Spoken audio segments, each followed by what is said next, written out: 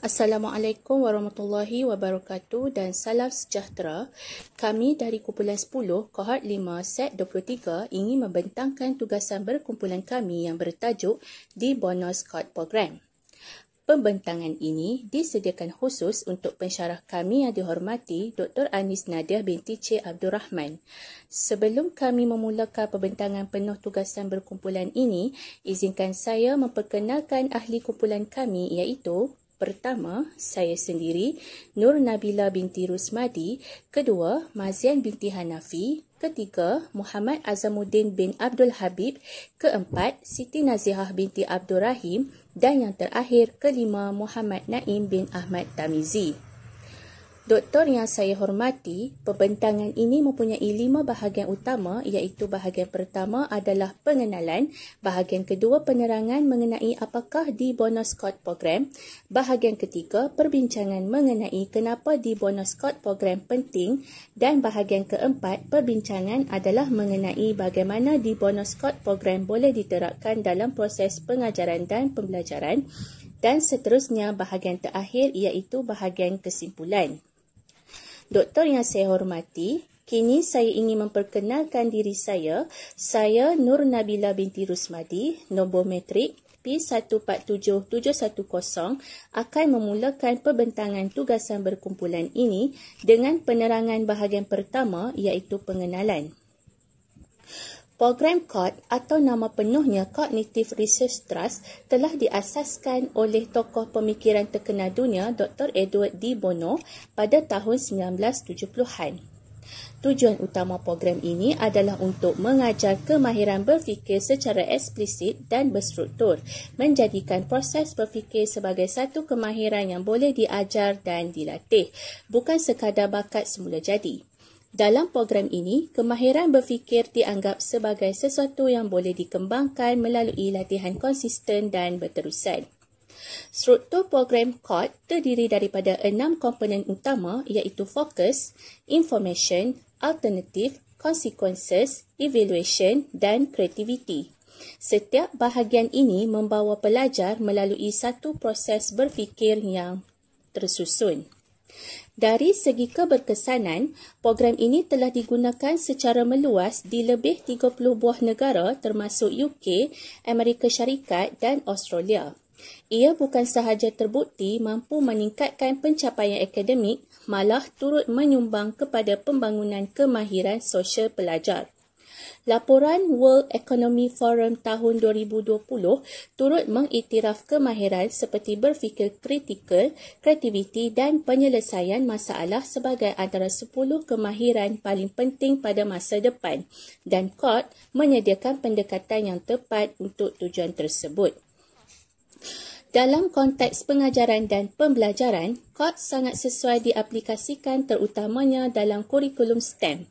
Program ini berfungsi sebagai strategi untuk membina pelajar yang fleksibel, rasional dan berinovasi. Ia juga mendorong pelajar untuk menjadi lebih aktif serta bertanggungjawab terhadap proses pemikiran mereka sendiri. Akhir sekali, CORD turut menyediakan beberapa alat berfikir yang praktikal dan boleh digunakan terus dalam bilik darjah. Antara alat berfikir yang paling popular termasuklah PMI, CAF, OPV, FIP dan AGO.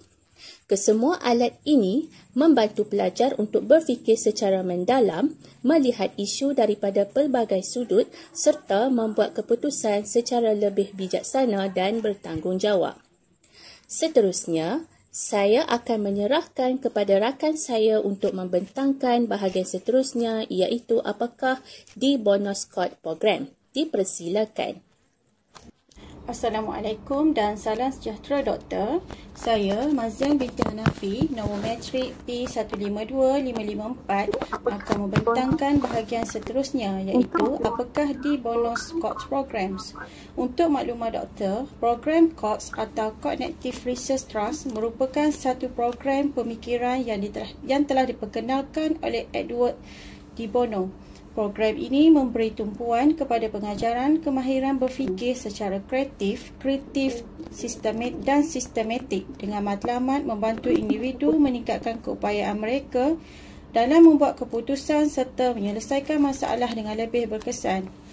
COTS dibangunkan untuk digunakan dalam konteks pendidikan dan latihan dan kini digunakan secara meluas di seluruh dunia.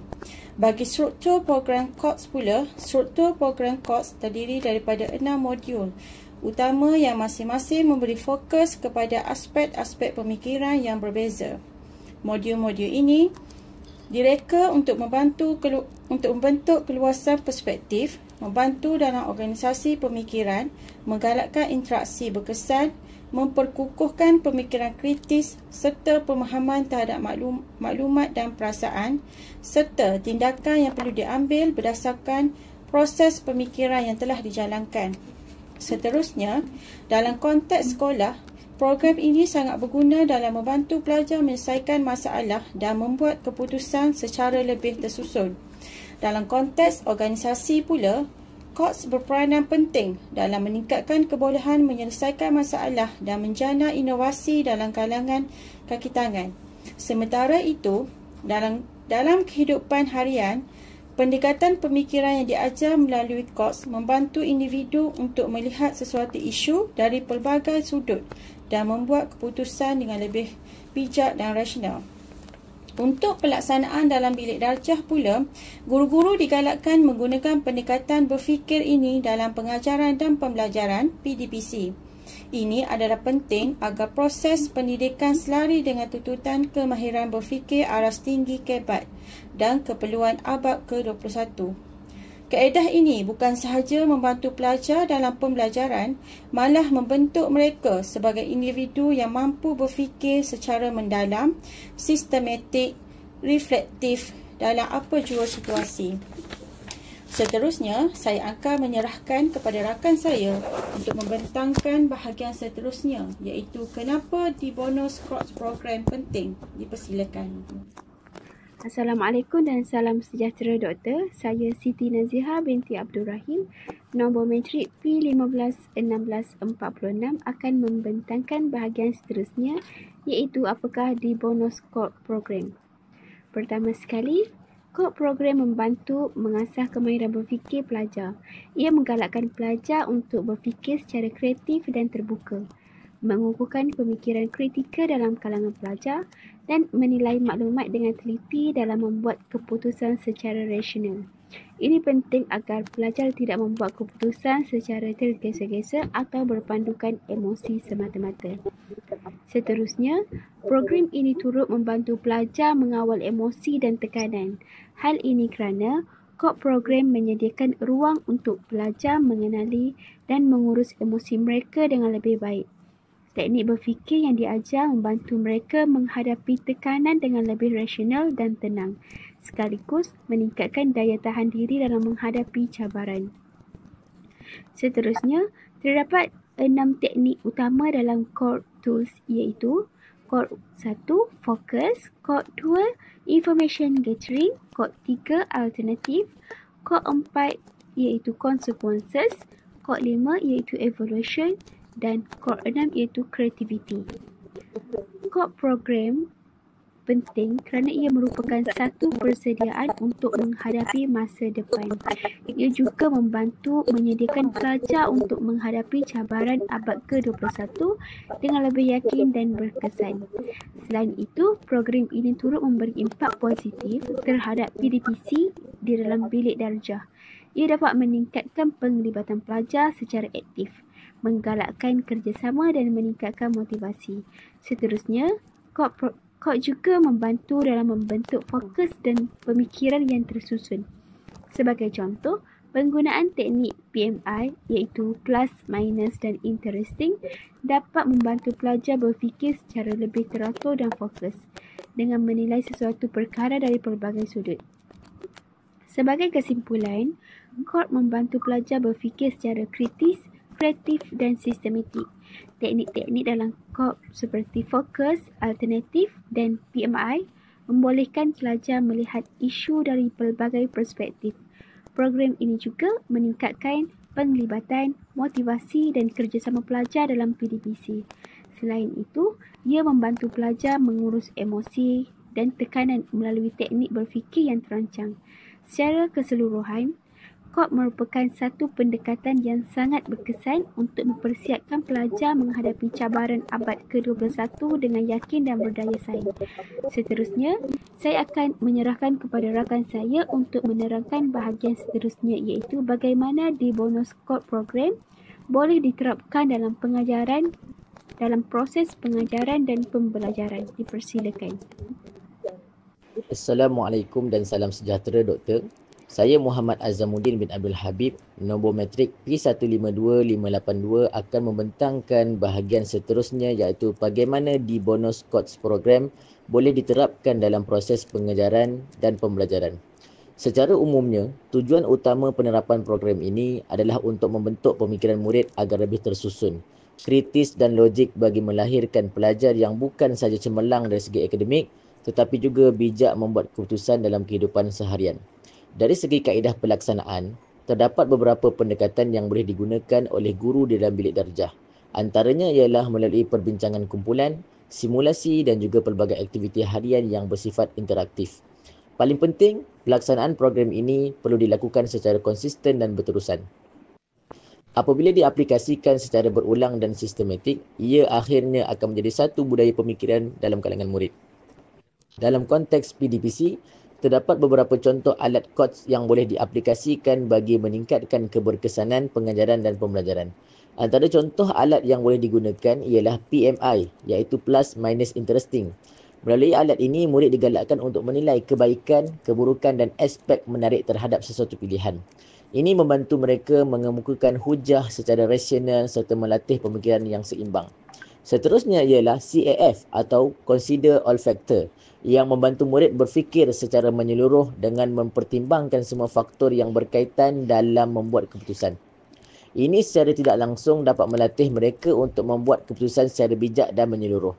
Alat CNS iaitu Consequences and Sequel pula memberi peluang kepada murid untuk meramal kesan jangka pendek dan jangka panjang bagi sesuatu keputusan. Melalui pendekatan ini, murid akan lebih bertanggungjawab dan berfikir secara reflektif sebelum bertindak. Selain itu, AGO atau Aims, Goals, Objective membantu murid dalam menentukan matlamat dan objektif sesuatu projek. Ini membantu dalam membentuk tindakan yang lebih terarah dan bermatlamat apabila melakukan sesuatu. Akhir sekali, alat FIP iaitu First Important Priorities membantu murid mengenal pasti keutamaan dalam sesuatu ketugasan atau pembelajaran. Dengan itu, murid dapat merancang pelaksanaan tugasan berdasarkan keperluan dan keutamaan yang betul. Secara keseluruhannya, penerapan KOTS dalam PDPC memberikan impak positif terhadap proses pembelajaran. Antaranya, ia dapat meningkatkan penglibatan secara motivasi pelajar, membantu mereka berfikir secara kritis tentang perkara yang dipelajari dan mengukuhkan asas kepada kemahiran insaniah serta pemikiran abad ke-21. Penggunaan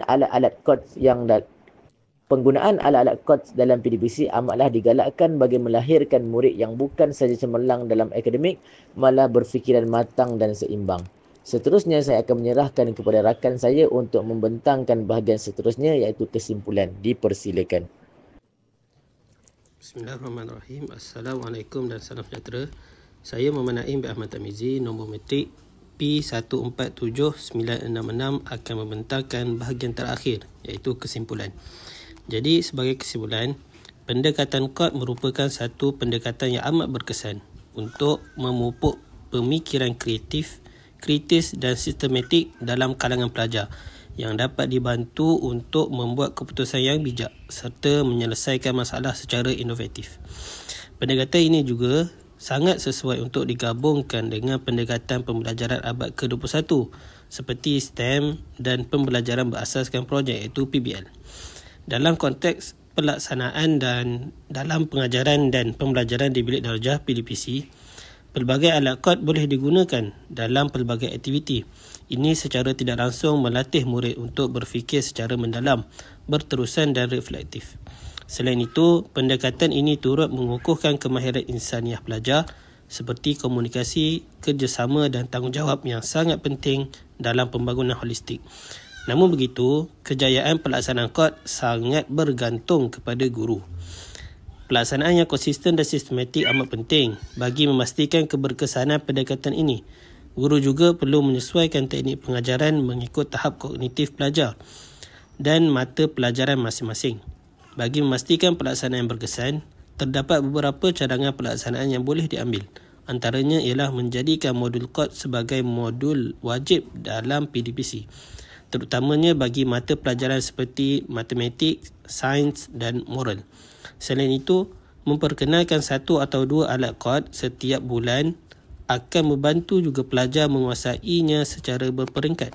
Guru juga perlu menjalani latihan profesional seperti bengkel atau kursus bagi meningkatkan kompetensi dalam melaksanakan KOT. Selain itu, projek seperti KOT Thinking Week boleh digalakkan di sekolah serta mengintegrasikan KOT dalam projek dan aktiviti STEM untuk aplikasi yang lebih praktikal. Dari sudut implikasi pendidikan abad ke-21, pendekatan KOT mampu melahirkan pelajar yang metakognitif, iaitu pelajar yang sedar bagaimana mereka berfikir. Pendekatan ini juga meningkatkan keyakinan, keberanian dan keupayaan pelajar dalam beradaptasi dengan pelbagai situasi. Tambahan, turut membantu dalam aspek pembangunan sosial emosi dan daya tahan murid secara keseluruhan. Sekian, itu sahaja pembentangan daripada kumpulan kami. Terima kasih.